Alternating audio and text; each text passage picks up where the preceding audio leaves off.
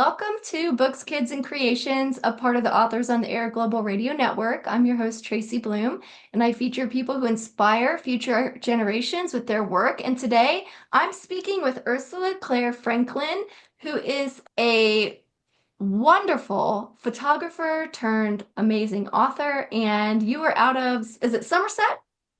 I live in Somerset now, yes, in the UK. Yes, wonderful. Thank you so much for being here. For those who are new to wildlife photography, talk a little bit about what that entails and how you got into it. So I had my first camera when I was 10. Before that, I just really loved nature. It's one of those things that, we didn't have much money growing up. And my wonderful mother, who sadly is now dead, but she used to take us on nature walks. And she was really into sort of wildflowers and things. I got quite into birds. But just all nature, I just absolutely loved. And when I was 10, it was a teacher at my junior school who said, "Why don't you try and capture what you see?" And so I had my first camera, and I've just never looked back. And I do absolutely all nature. I love photographing plants, fungi. I say my first love was birds, so that sort of remained. But anything nature, I just love. Just being out in nature is so good for the soul. It's fantastic. Yes, I'm right there with you. I lived in Oregon for about 6 years, and one of my favorite things was just getting lost in nature and just spending time out there by waterfalls and Yeah, taking pictures of plants and fungus and things yeah, that you're just it's like, wow, wonderful. nature's just Yeah, so cool. it Um, really is. It is amazing. so your book, and I have a copy of it right here, it's called Mission Penguin, and it is a stunning collection of photographs of all penguins, every species of penguin in the world, Yeah, correct? that's correct. Um, And I know I'm sure you get this question probably every interview, but why penguins for Yeah. this And you book? know what? So yes, it's a very obvious question, and it should Yes. be such a simple question, but Yeah. it's quite difficult to answer. I just feel like I have always loved penguins. But when I started writing the book and analysing them a bit more closely, I came up with a memory that almost sort of from my subconscious that when I was at nursery, I actually went to a convent nursery. And I absolutely loved my time there with these wonderful Sister Mary, Sister Angela. And of course, they dressed in the black and white typical nuns' uniforms. And my father, who wasn't religious, always referred to them as the penguins. And I sort of forgotten that. But when it came around, I think that my love of penguins started right then at that very young age. Then when I was at junior school, the World Wildlife Fund ran a competition for school children for essay writing. And I don't know whether they specified penguins or whether I just chose penguins, but I won the competition for my age group. So of course, obviously that was great. And so from then I was like, oh yes, I really love penguins now. And then people started buying me sort of, penguin paraphernalia and, penguin mugs and penguin bits and pencils and so it sort of went on. And then I don't know whether you remember the little cartoon character Pingu. Oh Pingu yeah. the Yeah. penguin, yeah. So I came Yeah. out in the 1990s, and quickly I got the nickname from my workplace as Pingu because when I get excited, I have my arms straight and I clap my hands almost like flippers, just like Pingu did. So they called me Pingu, which I have to say is quite difficult for a wildlife photographer. So if you're out Right. there seeing things and like birds Right. and you go, oh yeah, that's They amazing. scatter. Exactly. But of course, penguins don't because they can't fly. And in fact, when I flap my flippers, they actually waddle over to me and Like start to meant to flap their be. flippers as well. So it's like, I think they're my kindred spirit. So we just sit there going, oh, it's wonderful. So I wanted to talk about, I guess, I'm sure every reader who picks up your book probably will get something different out of it. But Yes. one thing that that really resonated with me was the fact that your story, your mission to photograph all these penguins came after the loss of your husband. Yeah. And I lost my mom about, oh gosh, 13 years ago.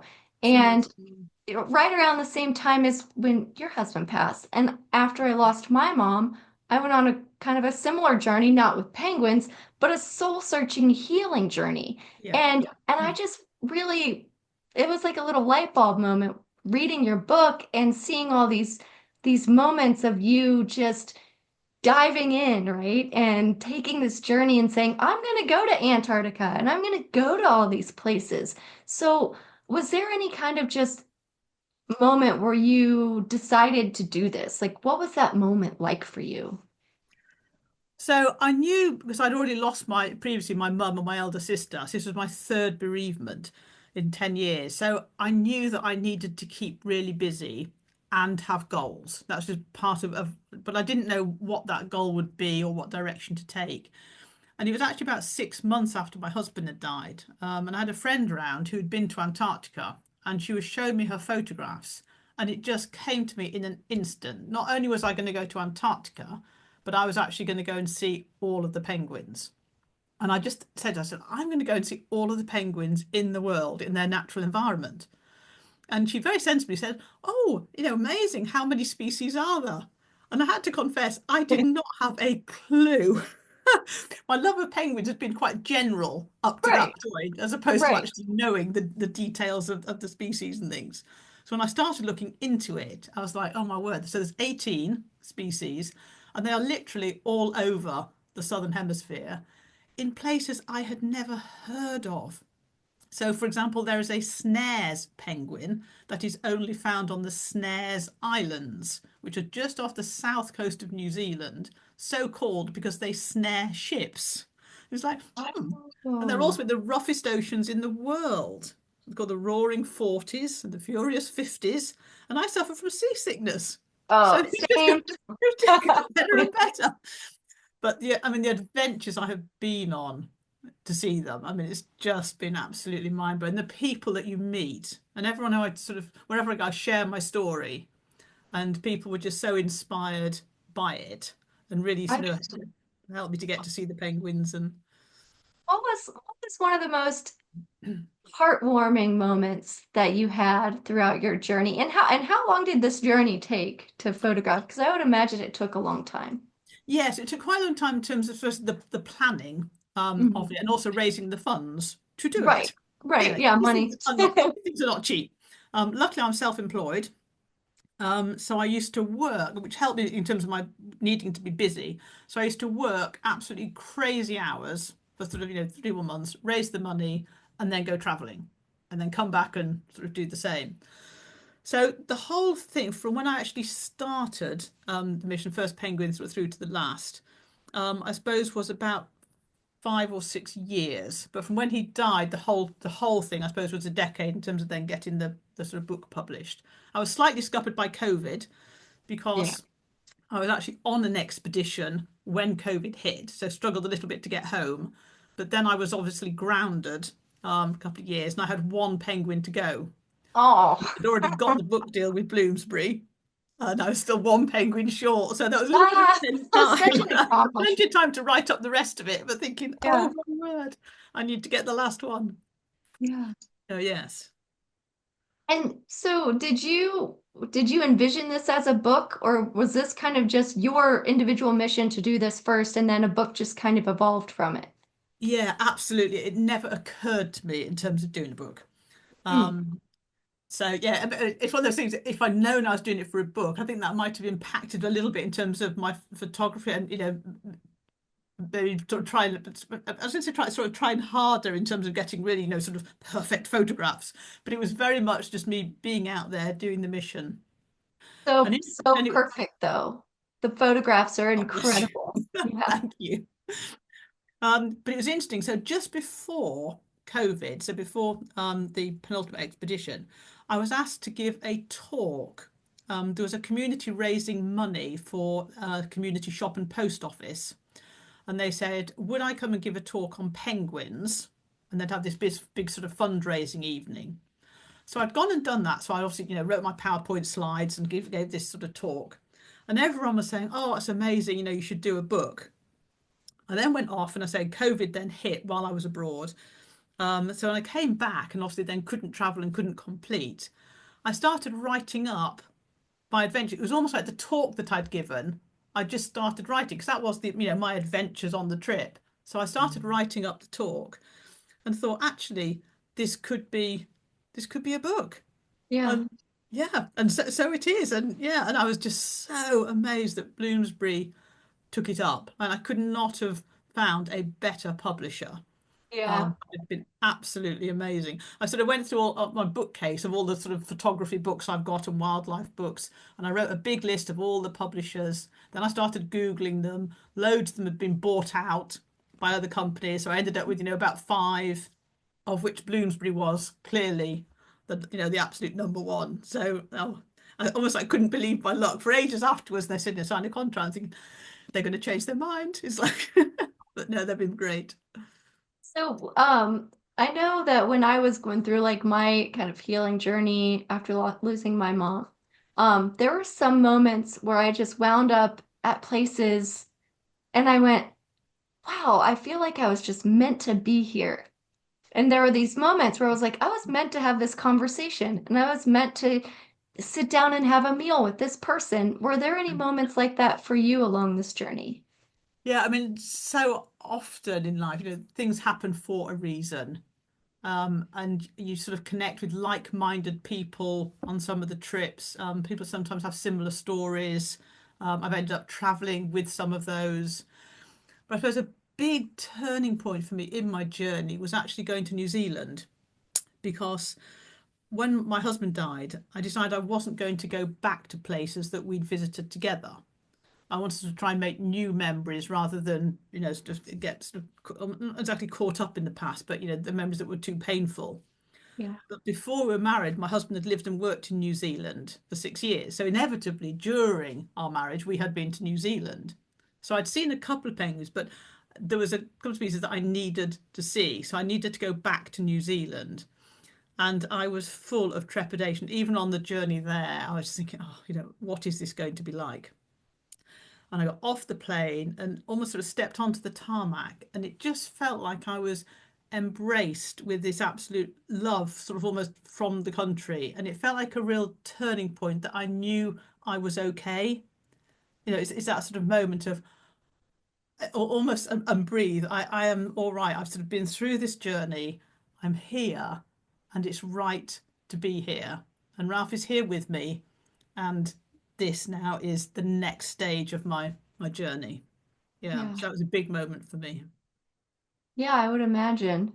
And um, so when you were in New Zealand, did you have any really magical moments while you were there where you went, this is amazing, and I'm glad to be back here? Yeah, and These also with some of the yes, yeah, some of the places that we visited together and been Yeah, there, and yeah, just happy memories of the place. And it's one of these interesting things that people sort of say, love is stronger than death. Because I'm a singer, as I mentioned to you, and I've sung at a lot of funerals, and I hear all these words, and you think, oh yeah, really?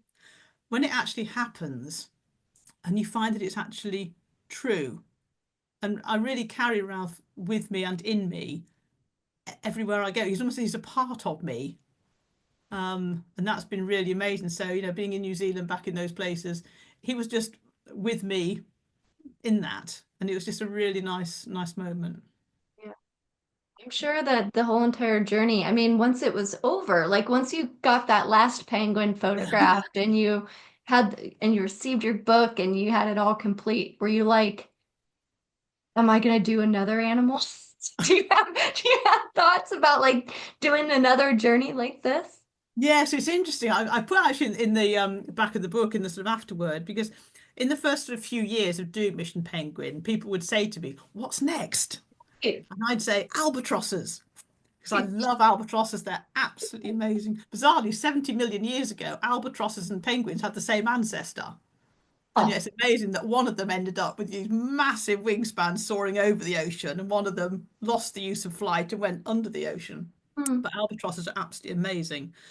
But as Mission Penguin went on, I've changed my answer completely. And partly, obviously, the penguins were my healing journey after the loss of Ralph. So I've done that. The reason for the mission has been yeah, done. But also, even over the sort of 10 years, we know so much more now about climate change and global warming. And just in terms of my own carbon footprint, it suddenly felt difficult to justify flying half across the world just to see a bird. Yeah. And so I started to, I'd still want to travel. I mean, travel's always been, important to me in photography, but I think I'm trying to travel more responsibly and more countries that almost they rely on tourists for survival of the people, but also for the wildlife. So, for example, last January I went to Madagascar, which again, to an important, obviously no penguins there, but yeah, really good to be able to travel somewhere, amazing wildlife, fascinating people, but also you're actually putting something back into the economy and into conservation. So important. That is part of what makes you a true nature lover because Yes, absolutely. you're doing the work and you're doing it respectfully and mindfully. Yes. And I think as well, COVID changed a lot of things. We were forced to be just in our own environment. And, we talked at the beginning about how amazing nature is. You Yeah. don't have to travel thousands of miles to see Right. some amazing spider's web or a blade of grass or, just something incredible right on your doorstep. Nature is everywhere. And so, during COVID, I did a lot of photography, literally within a sort of mile radius of my house because we were very restricted in the UK in terms of how far we could travel, etc. And it was just incredible. And I give a lot of talks now. So people started asking me about penguin talks, obviously with the sort of book. And once I'd Yeah. given that, they were like, "Oh, you're one of the best speakers we've had. Come back and do something else." So now I've got about 5 or 6 talks that I do, Nice. including the natural beauty of the Quantox, which is the area where I live. And so that's got, everything in it, fungi, trees, birds, absolutely everything, flowers. Yeah. So yeah, I'm just loving just sharing my passion for nature with people. That gives me a real buzz. Yeah. And so do you, as a photographer, do you have any words of advice for anybody who's maybe getting into it, that's newly looking into making a career out of it, or just enjoying it? Yes, it's interesting that since photography went digital, I think it's difficult to make a career out of nature photography because suddenly everyone's a photographer. And Yeah. these phones are absolutely amazing. I mean, I Right. still use, I'm a very old-fashioned photographer and I still got my, single lens reflex cameras.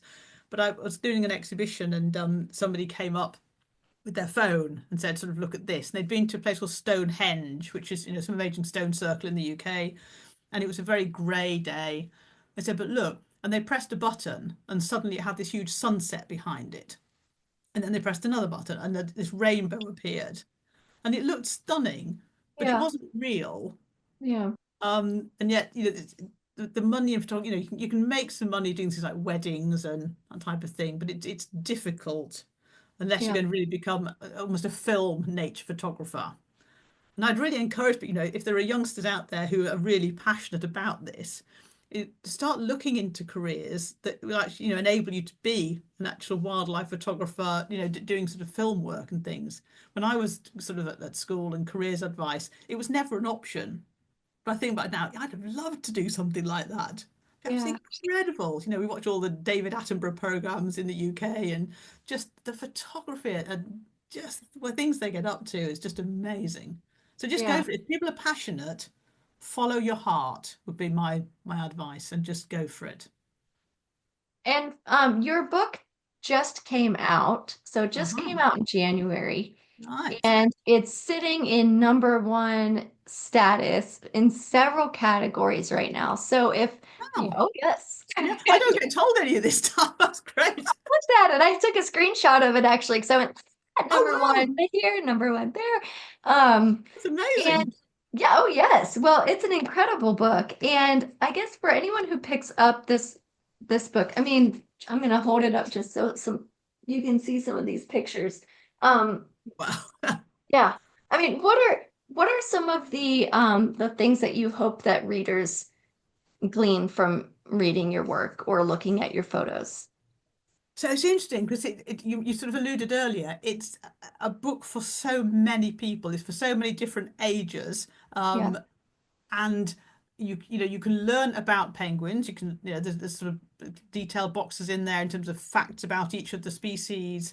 There's also the sort of inspirational story that goes with it. But I think it's just that passion, that love of nature for healing, because I think all of us, could really benefit. We've had bereavement or not, but just getting out in nature, seeing what's around us. And of course, penguins, they just make you smile.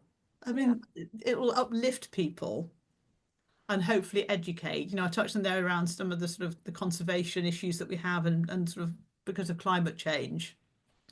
A lot of, even since the book was published, the IUCN have upgraded one of the penguins at risk. So the African penguin is now critically endangered. So that's the first one of the species that's now critically endangered, even since the book was published. Wow. Yeah, Yeah.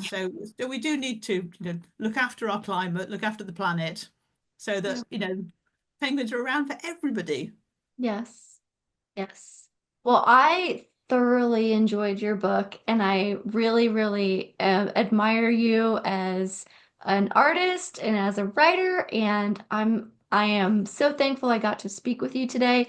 For anybody who wants to check out your book, I will post links to the listing on Bloomsbury's site, to Amazon, and Ursula, I always ask everybody who comes on the show before we wrap up. Um, what advice do you have for future generations? And this could be um, people who want to do what you do or just in general. Hmm. I would say get outside and let nature amaze you. That is solid advice. And that just reminded me I need to get out for my daily walk today. So, Yeah. Excellent. Ursula, thank you so much for being here. You're just an absolute pleasure. So thank you. Thank It's you been for this wonderful. Thank you. beautiful book too. I love it so much. I'm so pleased. It's been lovely to chat with you. And I'd Thank encourage you. everybody just to, yeah, enjoy nature. It's a wonderful, wonderful thing.